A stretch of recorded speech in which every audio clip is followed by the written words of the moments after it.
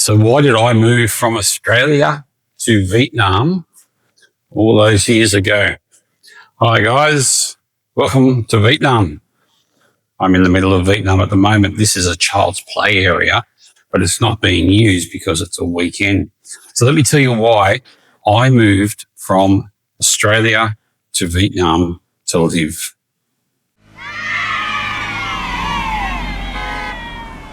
Moving from a Western country to, in my case, an Asian country being Vietnam is something that is the desire of many people. And I really do think that some people, a lot of people actually, see the dream, see the utopia, but don't see the reality in moving from their home country to a developing country, which is what most of Southeast Asia really is. So today I have a few questions and I'm going to give you the answer honestly for a person who has sold everything, left Australia and moved to Vietnam. So here we go.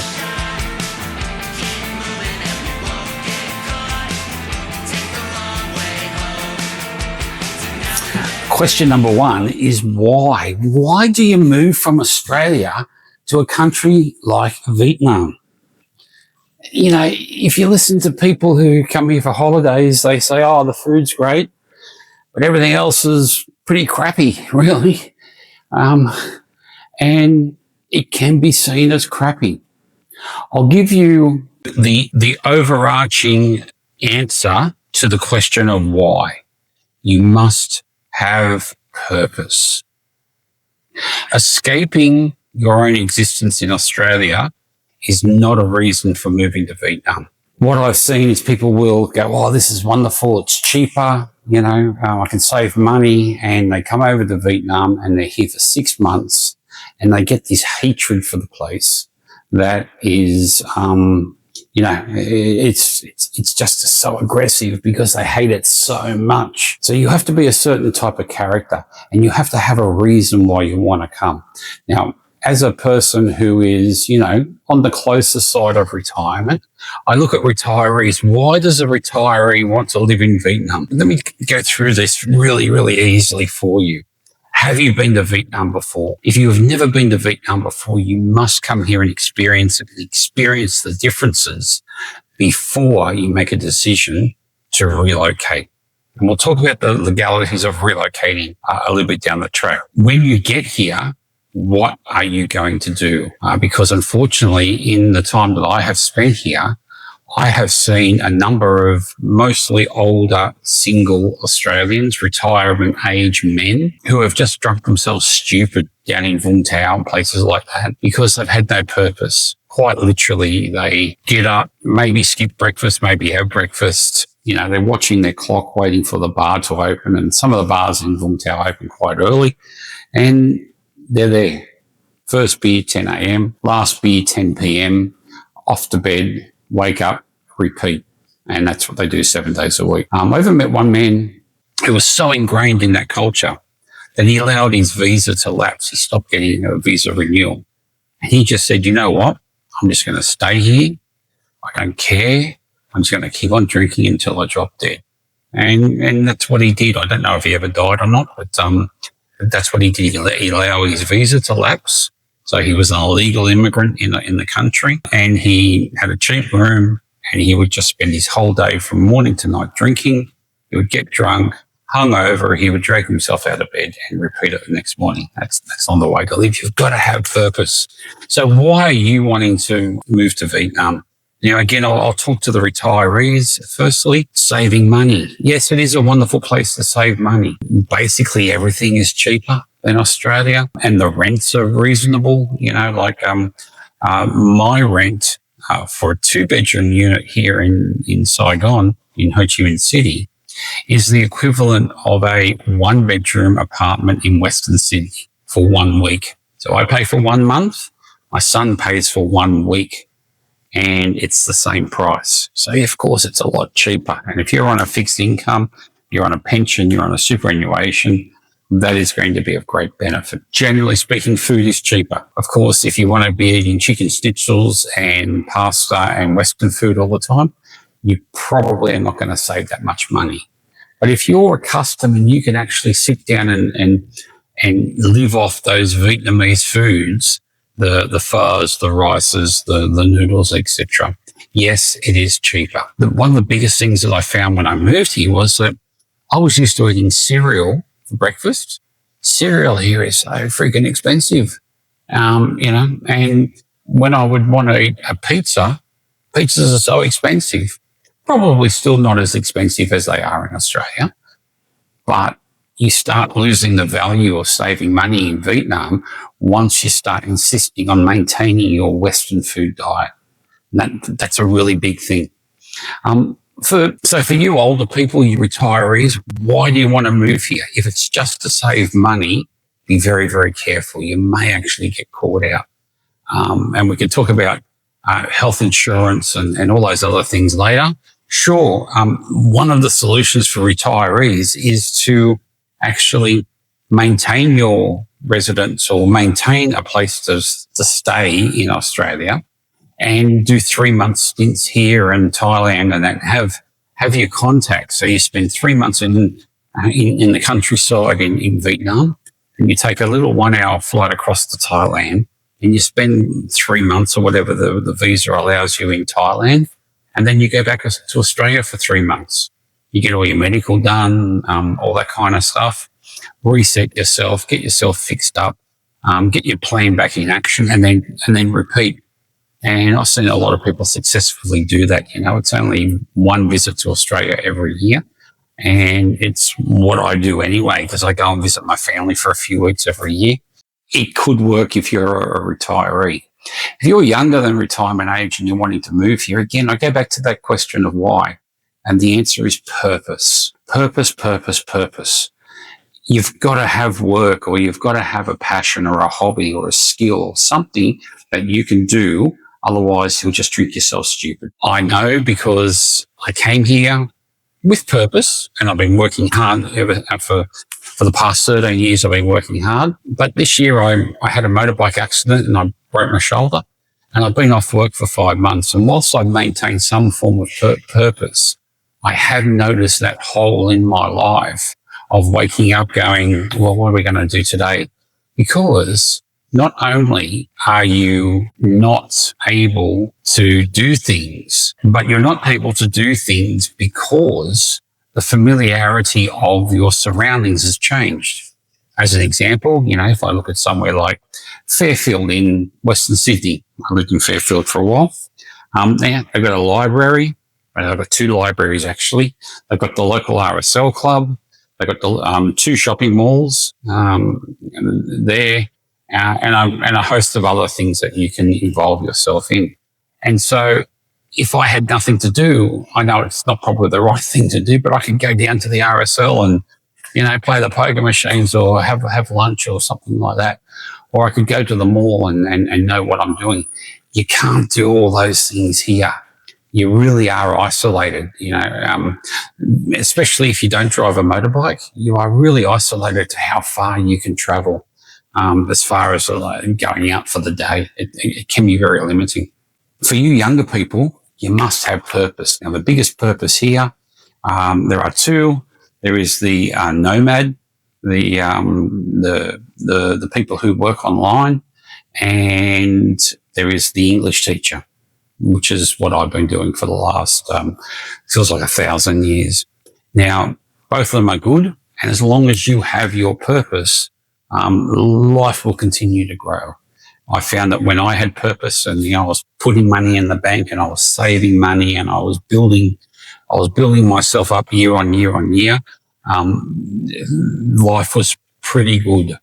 And when that stopped, then everything kind of went, oh, which way do I turn now?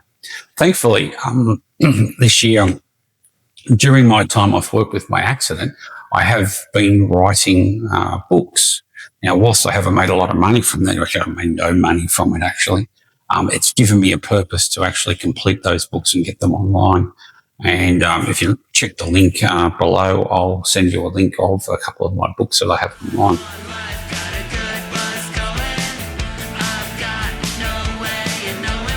So what are the pros and cons? Let's have a good look at these. The pros and cons of living in Vietnam. To me, the pros are, number one, if you are on a fixed income or you have income from Australia or global income, it is much cheaper to live. Number two, it is an adventure. It doesn't matter how you live in Vietnam, where you live, there will be some kind of adventure for some period. I guarantee you, because you are learning new cultures, new ways of living, new things to eat. It's just all brand new. Number three, cheaper rents. Rent is one of the big ones in Vietnam. If you are renting a modest place in Vietnam, it will be significantly cheaper. Whether you're renting it on a month-by-month basis or you have a long-term lease, it will be significantly cheaper than what you're paying in Australia. And if you are in places like Da Nang, literally you can get a room within walking distance of the beach. That will be only a matter of, $200 to $300 a week. Seriously. Even less. It can actually be less than that. Healthcare. If you've set yourself up properly for global healthcare, let me tell you that the global healthcare and the dentistry work is first class at the international or national level. I've had a nose reconstruction back about 5 years ago after COVID, and I've had 2 shoulder operations this year, as well as I've had the same doctor for 10 years, and I've also had the same dentist for that same period of time. They had done me very, very well. And apart from 1 or 2 examples where it was a kind of like a little bit of a grey area of medicine, I have had every problem rectified here in Vietnam. I'll explain what one of the cons of healthcare are in a moment. And the last one, the food. The food is fresh, the food is healthy, and whilst there are plenty of bad things to eat, just generally the cheap diet in Vietnam is carbohydrate rich, but also very, very healthy. And, 100 million Vietnamese can't be wrong.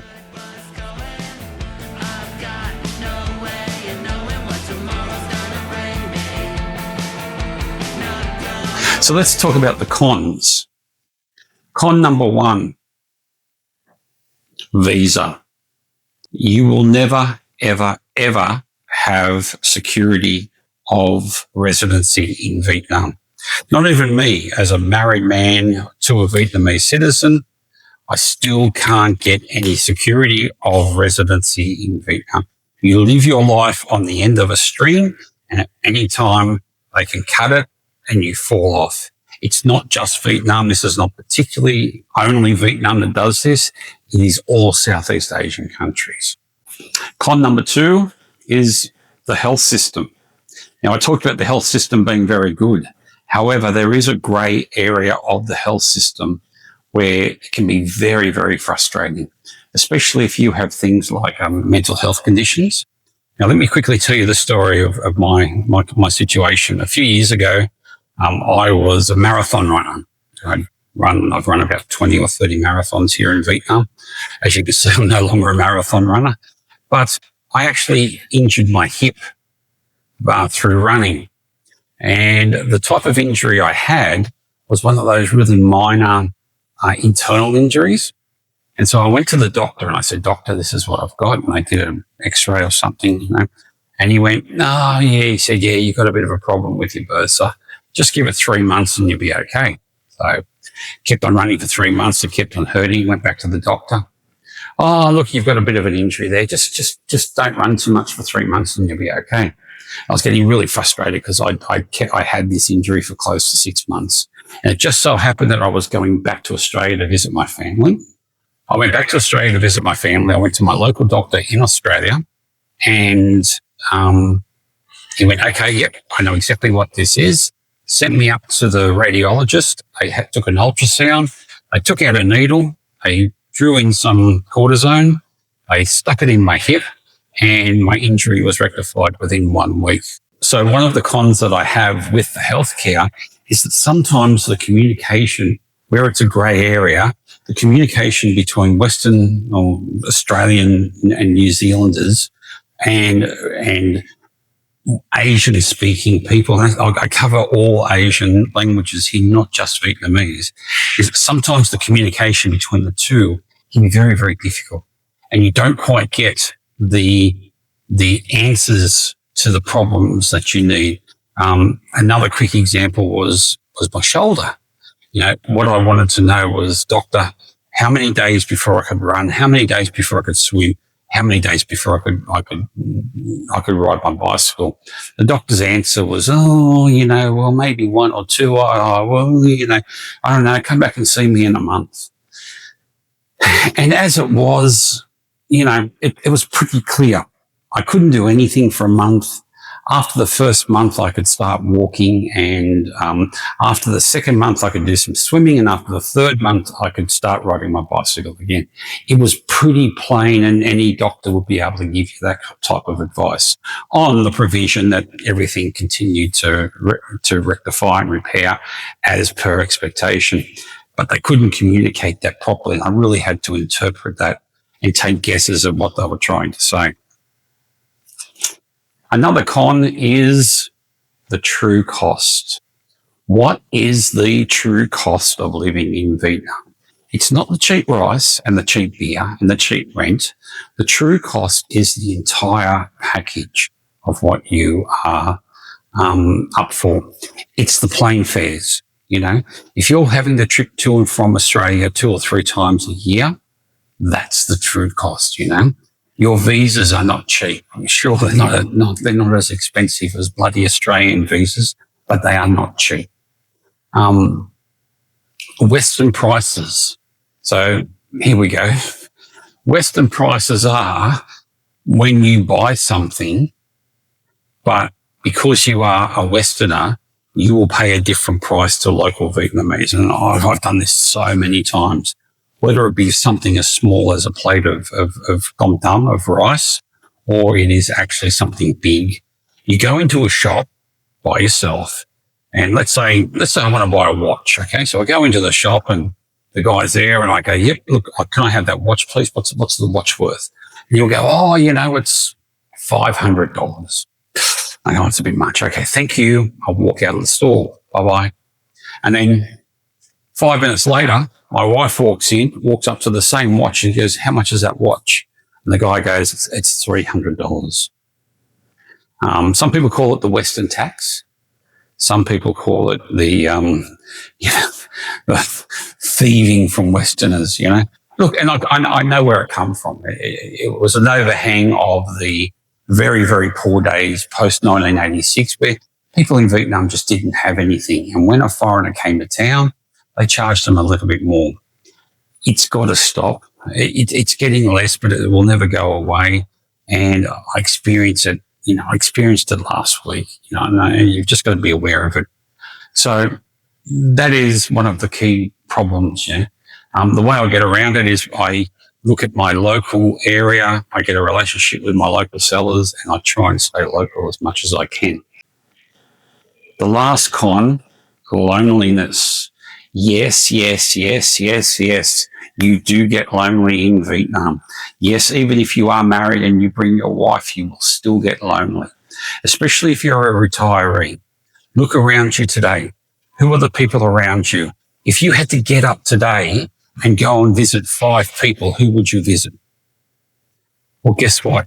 If you are 8,000 kilometres away in Da Nang or Ho Chi Minh City or Vung Tau or somewhere like that, you can't go and visit those people.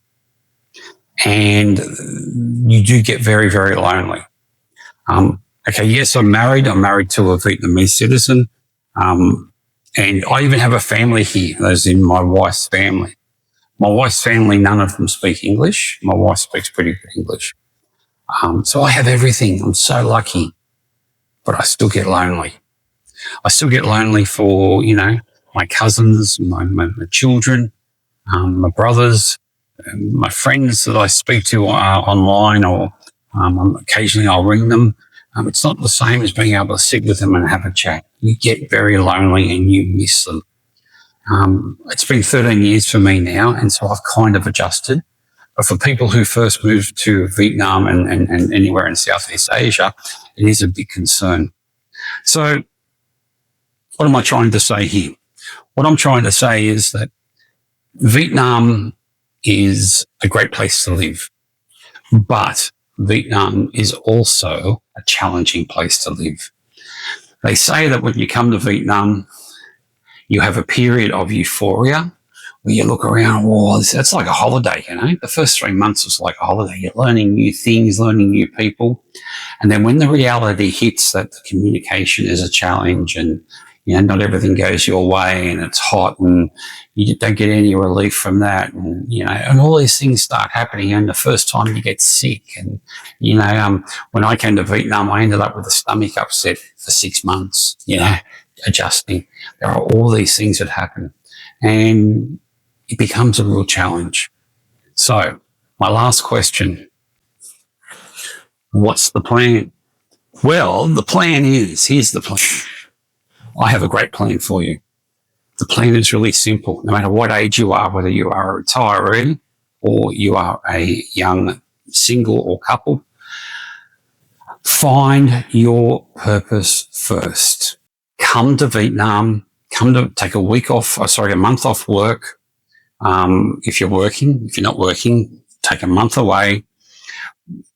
Get a room, not a hotel room, but you can get these apartments, these small apartments, 1-bedroom apartments, or what they call them, studio apartments, very, very cheaply in the right area.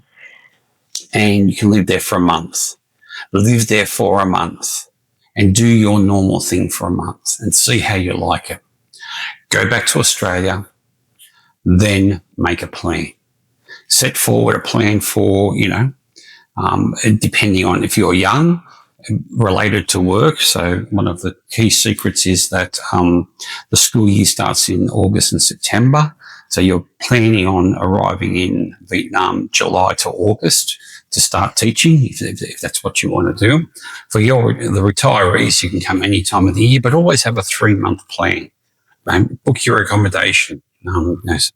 Get a verbal contract on a small apartment.